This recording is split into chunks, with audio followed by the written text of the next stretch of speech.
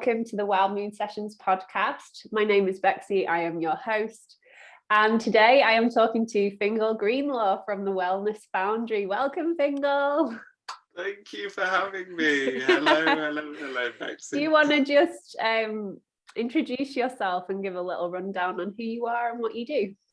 Sure. So my name's Fiongal Greenlaw, and so I work as a professional tarot reader, psychic artist, intuitive artist, but I also run the Wellness Foundry, which is a bit of a, I know we'll be chatting about that a little bit, so I won't go into that too much detail here, but I like to call it a one-stop spiritual shop. So we run the full gamut of intuitive and spiritual practices. And yeah, it's just a really great go-to place for anybody that's experiencing a spiritual awakening or needing spiritual advice or guidance. So that's me kind of in a nutshell. Oh, so nice. And you have like a really deep psychic practice, don't you, generally? Yes. So I've been working in the kind of the psychic realm. Such a weird term, isn't it? Yeah, exactly. I've been working in the psychic realm for about 6 years now, something like that. I think, there's something in that sense, and it's weird. I'm sure you're the same, but it's like it's not like the last place I'd ever think I would end up, but it certainly was never in the plan. I never foresaw it, which is quite ironic, really, considering the work. But no, I never thought this was where I'd end up at all. Yeah, and just to give anybody who's watching or listening an idea, myself and Fiongal actually met doing a fashion degree in London at the Royal College of Art. So we met in a completely different scenario to this. But somehow I did a Google search looking for his amazing illustrations, because he does some incredible illustrations, and Fiongal came up with the Wellness Foundry. I was like, oh my God, this is just kismet. This is hilarious at the same time. So it really does show that these little cosmic connections that happen before you even know they're happening, which is what I absolutely adore. It's hilarious how many people in the wellness industry and the intuitive industry started off in fashion. It's so funny. Yeah, there's something so fashion, something so forward thinking though, isn't there? You're constantly kind of reaching into the ethers, if you want to put it. So it it does make sense. Yes, absolutely. Yeah. And I always say your kind of creativity and intuition are kind of sisters. They're kind of the same energetic streams in a sense. Well, they run parallel, because when we have a kind of stroke of genius or that like stroke of inspiration of like, oh, this is a really great idea, I also feel like, I don't know if you found that when I was at the RCA and those times that I was in complete flow and I was really channeling ideas that weren't kind of mine. I don't know if you ever experienced that, but it's quite similar when I work psychically. It's like the same kind of, you get out of the way and the ideas just come through. Yeah, totally. I totally vibe with that. Sometimes when I look back at my garments that I made, or like even the drawings or illustrations, I'm like, wow, but also like, okay, like this was given to me, there was something there was definitely an exchange happening. And like you say, once you get into that flow, it really is about becoming a conduit of something, isn't it? And accepting it as process, which is lovely. So much to talk about on that, which is a completely separate conversation. But today I'm really excited to be diving into an event that I'm going to be doing with Fiongal and the Wellness Foundry, and it's called Dancing into Layers of Your Being. It's going to be happening on the 16th of May. It's a 4-hour session, so a really deeply immersive session, and it's going to have an ecstatic awakening dance in there, and it's going to have all of this other stuff that I've actually cultivated and designed to help us really connect with our bodies in that big intuitive and creative way, like you were saying, Fiongal. So I'm super excited for it. And one of the techniques that I'm going to be incorporating into that is called body mapping. And this is something that I've done a couple of times with a couple of different communities, but actually the benefits of being able to map your body energetically, emotionally, and really start to cultivate a conversation of like this whole being that you are, and how all of those dots connect, you know, the cells, the stars, and how we're all made of the stars. And if you think about, we're lighting up in different ways, you know, we store so much memory in our bodies. And that's what I love about all of this energetic embodiment work, is that we get to kind of uncover it. We get to understand ourselves from more than just a cause and effect physical body sort of vibe, you know, if we're thinking about like the like the medical industry, like it sometimes it is a reactive rather than holistic, and this invites us to have like a holistic awareness of ourselves, our whole selves, and that's what I'm really excited for. So so we can dive into that a little bit more if you want, but is there anything specific that you think is useful to know about that session, Fiongal? No, it just really, it's interesting we're having this conversation, because yesterday I was having a conversation with a intuitive psychotherapist, bizarrely, as you do, and this world is nothing but weird and wonderful. It's great. The people that you meet along the road is just fabulous. But we were talking about, actually, it's really, really, really important to embody those intuitive and spiritual moments, because otherwise it just remains as an abstract idea. And unless you actually kind of exactly as you're saying, unless you kind of connect the dots in that way, it can so easily just be a moment, or it can just be, oh, that was an interesting experience, and then you're just kind of caught up in the hubbub, the kind of quotidian hubbub of life again. So actually in a session like this, it's really about exactly being able to actually have a felt sense of that. And just like we do in yoga, because I'm a trained yoga teacher as well, and it's kind of no secret that we store so much information within our hips and within all the as you was talking about, all the emotional bodies as well. So really connecting with that is a really exciting opportunity. And actually I love what you were saying about particularly in Western medicine, it is very curative. It's not very kind of embodied, it's not holistic in that respect, and that's actually what got me in the Wellness Foundry, or in the wellness sector initially anyways, by going to see an acupuncturist and actually understanding that all these things are interrelated and interlinked. So that's what it's really exciting about this session with you, is that we're going to get to experience that firsthand.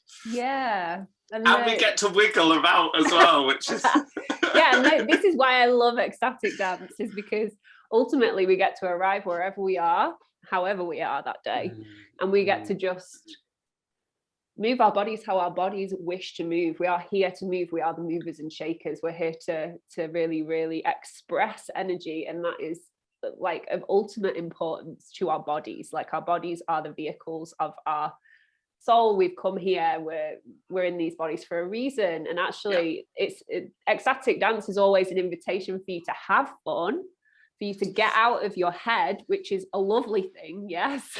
I love that. And to be able to actually kind of spend time with yourself in such it's a really deep way, but it's actually a really kind of it's very, very playful, it's very embodied. And we actually, talking about storing lots of emotional stuff and all of that memory in our hips, we do something called a shake within ecstatic awakening dance, which is really, really important, because it actually activates the psoas muscle, which sits around your hips, and we work on actually being able to activate that muscle, because it is your fight or flight muscle, and this is the muscle that allows you to walk. It allows all of this like very embodied movement, because we can sit up straight, we can walk, we can do all of these beautiful things. And actually, this is what I love about ecstatic awakening dance, is that chance to actually activate the body parts in lots of different ways. So there's a guided warm up, then we go into that shake, which really is a surrendering shake, but it also feels, once you get into it, that feels amazing. And then we move into the ecstatic dance, where you get to do whatever the hell you want to. You have complete freedom in your body. And then after that, it really is like a surrender and a meditation, heaven and earth meditation, which grounds you back into the reality. So gorgeous. Yeah, it's the structure of it actually really is quite beautiful, and it does activate you in lots of different ways. So it allows you to kind of peel back the layers of the onion, as people do say. You know, there's a reason and a rhyme for it all being in a specific order, in a specific way. So the beautiful thing is that it's 2 hours that you get to for the ecstatic awakening dance in its fullness, and you get to just surrender to whatever you feel. You know, nobody's going to be watching you. You're going to be at home, which is lovely. You get to like really just carve out this time for yourself, and that's ultimately magic, I think. So it really is about how you want to turn up for yourself, and how you kind of like, oh, well, I'm going to spring myself across the room, or I'm going to shake over here, and I'm just really not bothered about what this is looking like at all. So because I know from my experiences, particularly going for the first couple of ecstatic dance sessions, you can feel a bit self-conscious, and thankfully that goes quite quickly. But the great thing about this event is you can just do it, and all of that is evaporated. You can just literally dance like nobody's watching, because nobody is. So you can just kind of really fling yourself around. I remember one time going with my friend to an ecstatic dance, and we were kind of dancing around, and she said, "Oh, I loved when you were doing your dead frog bit, because I was on my back doing these like weird movements." And it's like you can just really let go. And one of the big appeals of this is like, it's just that word fun. Like, I'm just craving fun. This has not been a fun kind of 3 months, so actually bringing fun back into the mix is super important. I remember there's that saying of you can't be anxious and having fun at the same time. I really love that, and really and for anybody who is feeling, you know, lots of different things at the minute, this is a really nice opportunity to actually just, if you were to think about it as your feelings in books, put the books on a table and just be with yourself. And that's a really beautiful opportunity to kind of, and I love that sentiment of bringing fun back in, because ultimately we're all opening up. It's belting's just been, hasn't it? It's like this is a beautiful and fertile point of this year, and of every year. And that's why this is so beautiful to do, because you're opening yourself up just like a flower. So you're kind of opening yourself up to yourself, and that's going to give you so much beautiful information. It's just going to give you sustenance and nourishment to be able to take forward into the rest of your year. That's why I've designed it the way I have, because then it'll allow you to energetically kind of align with yourself, or decide what is right for you on a deeper level, and be able to really tap into that creative and intuitive sistership within yourself, you know, really bind those together. Can I ask how you learned this, or where you learned this, or how you arrived to this point? At Ecstatic Awakening Dance, or the other bits? And we could talk about the other bits, I think, all day. I think that would be so more on the kind of awakening ecstatic dances, probably. Yeah, of course. So I found this.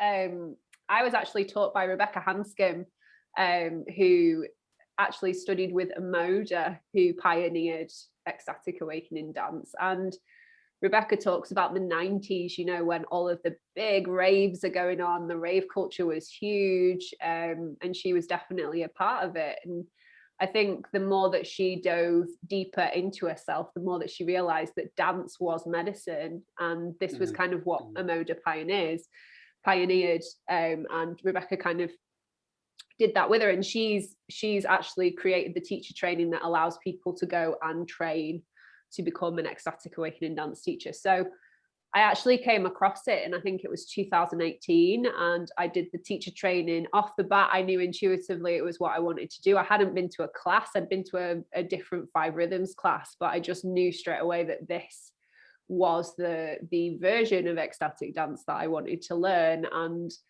I dove straight in, went to the teacher training in the Wye Valley, and have never looked back since. It was the biggest heart-opening experience of my life. Rebecca holds space so beautifully and teaches so beautifully. And the actual school is called the School of Ecstatic Movement. I'm hoping to get Rebecca on the podcast as well, because she's such a great soul. She does all sorts of stuff. But yeah, no, it's been, I really think because I've been to lots of different sort of ecstatic dance and 5 rhythms and all of that sort of stuff. But the lovely thing about this is that it's actually built on the orgasmic curve. So everything in nature lives on this curve. We all have this like, this sustained build up, and then the ecstasy at the top, and then it dips, and everything is built on that.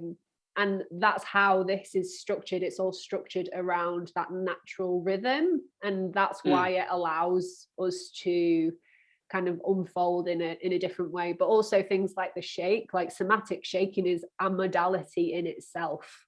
Yes. But that's brought into this, and that's kind of what allows it to, and the warm-ups and things like that, they're a bit more directed than some of the other classes you might go to, or it allows you to just fully surrender and be held by the practitioner, by myself, and allows you to feel, to move from intuition without feeling worried that you're doing it wrong. It's held in a very, very beautiful way. I think it really does hold you in a specific way. So yeah. And is that one of the main differences between kind of ecstatic dances as you teach it and say 5 rhythms, that some people might be kind of more? Yeah, so of the 5 rhythms classes that I've been, they obviously use the different rhythms to inform different parts of the class, and they probably have that same sort of structure, as in like they move through in 5 stages. Yeah. For me, when I walked into the 5 rhythms space, I was kind of a bit nervous because I wasn't sure what to do, and it took me quite a long time to kind of relax into the process. And I totally get that that's part of the medicine, that absolutely is.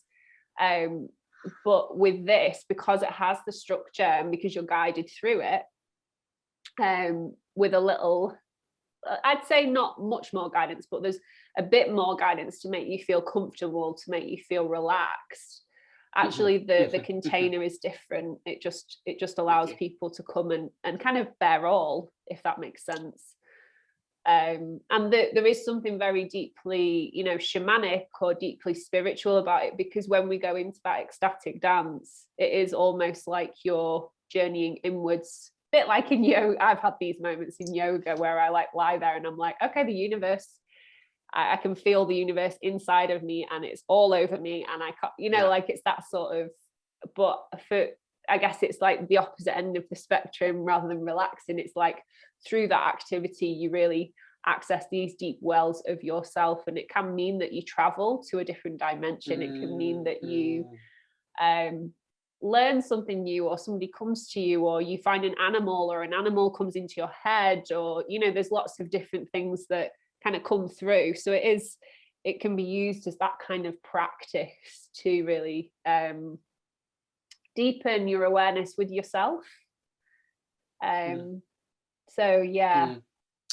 Yeah, I think that's one thing that a lot of people misunderstand about a lot of intuitive and spiritual practices, is that I know certainly for the people that come to me for readings and tarot readings and psychic readings, I think there's sometimes an assumption that I'm going to tell them, it's almost like an objective. I always say at the beginning of my readings, I'm not going to be giving you obligations or orders. These are only ever suggestions. But the best thing about intuitive practices and spiritual practices that I try to communicate to everybody is it gives you such a broader sense of who you are, and not in an egotistical way of, oh, I know I'm like this, I know I'm like that. It's exactly, it's like you're waking up to who you are and what your predilections are and what your tastes are and what you have to offer and where your best assets are and how you can use those. So it sounds like actually there's quite a big crossover in that respect between. Yeah, absolutely. And I think, you know, that's I think also being able to use the energy of the moment. I think that's a huge thing, you know, to be able to arrive, to have presence of mind and body and soul all in one space. Regardless of how you access that, whether it's dance or, you know, a tarot reading or, you know, meditation, yoga, like it's about presence really. And for me, there can be lots of external noise, but to have these moments with yourself is like invaluable. Super invaluable, because it allows you to just sink in a little bit more and say, okay, you know, like it, what we do during Ecstatic Awakening Dance, you know, we do a heaven and earth meditation at the end, which allows you to calibrate everything that you've just done. Yes. And it also helps to ground you. But at the same time as you're doing all of this sort of connecting, if you want to say, you're also releasing loads of toxins. You're also energetically grounding yourself constantly. And that's something that, you know, it's just, again, it's really, really invaluable, because if you can clear your energetic bodies and you can clear your field, if you want to call it that, that's going to allow you to move forward with clarity, with a clearer sense of what you need. And that is something that I think with all of the noise, it can be really difficult to decipher, really difficult. But that leads me to kind of the last part of this session, which is that I am offering, and it is more of a deep dive into that new moon energy and being able to really both embody it, but find out what that is for you. So I'm a massive astrology nerd. I love it. I can't help it. And it must be the Gemini in me, but I just love all of the information that it offers. And I do Sabian symbol readings as well. And the Sabian symbols were actually delivered by a psychic. She actually gave these visions of what they were for the 360 degrees of the zodiac. So I'm going to be using one of those Sabian symbols that was then taken by Dame Rodia and like sort of dissected, but also developed.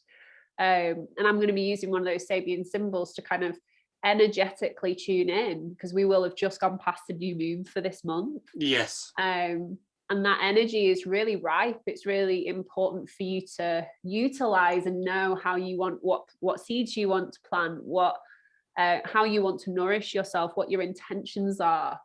And that's a huge part of my practice.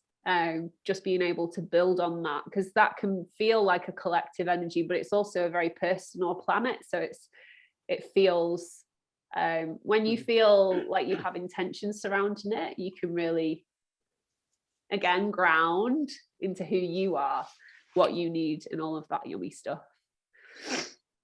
Great. Oh, it's so exciting. And what do people, this is the dad in me coming out, what do people need to bring for that's a good question. So I'd say headphones, if you have any, or a great sound system. If you do, just whack it up loud. You know, you want it to be as immersive as you can possibly be.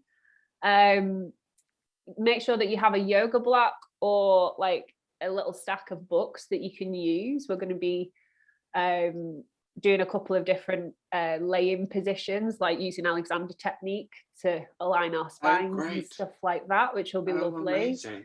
Yeah, and then definitely a journal. You definitely need a journal, because we're going to be doing all sorts of drawing and journaling alongside. We're also going to be, with that, we obviously need some sort of writing equipment, but alongside that, just make sure that you're comfortable. And just make sure that you're in a place where you are not going to be disturbed, I'd say. So yes. That's really, really important, because that's about you creating a container of love for yourself, really. Yes. And I'd say beyond that, if you have soft lighting and things like that, can just make that a little bit more like embracing, like a bit of a hug. Yes. Yeah, that'd be awesome too. And that's about it. I guess if you have like a little eye patch thing, bring that. But you don't have to. that's kind of, yeah, all of that yummy stuff. But I love the fact you said eye patch and not eye mask. I think that's fabulous. We'll have a bunch of people turning up like pirates. One thing I wanted to ask you, Fiongal, one thing I did want to ask you was, with these events and the Wellness Foundry, what was your vision when you set that up? What was kind of your intention with that? Because it's awesome to be part of it, obviously. I'd love to hear more. So one of the things that I've loved about entering into the wellness sector and the kind of spiritual sector, I've never found a right word for it, because this wellness thing has got a bit capitalized, so I'm gonna have to think of a different word. But like this spiritual sector, this intuitive sector, this wellness sector, however you want to call it, is how generous people are and how open people are and how friendly people are. Like the amount of people and connections that I've made literally from dropping somebody a message on DM, and then we're like really good friends now and we've collaborated, and it's really, really exciting. And even with you got in contact, you were like, hey, and it's just that real openness and that real warmth is just so, so lovely. And we're in a really, really exciting time with this industry, because it is just on the, well, it's already burgeoning. I think it was the fastest growing industry of last year, the wellness industry. And I just really want to support that. I want to support other practitioners. I want to make it a collective. I really want to. I don't think that wellness and intuitive, no one thing is the right answer. It's all a combination of things. You can take a little bit from that, a little bit from that. Oh, I really resonate with that. So if I can use the Wellness Foundry as a vehicle to introduce people to, I think one thing that, as I said right at the beginning, it's like this generosity, it's like community, not competition.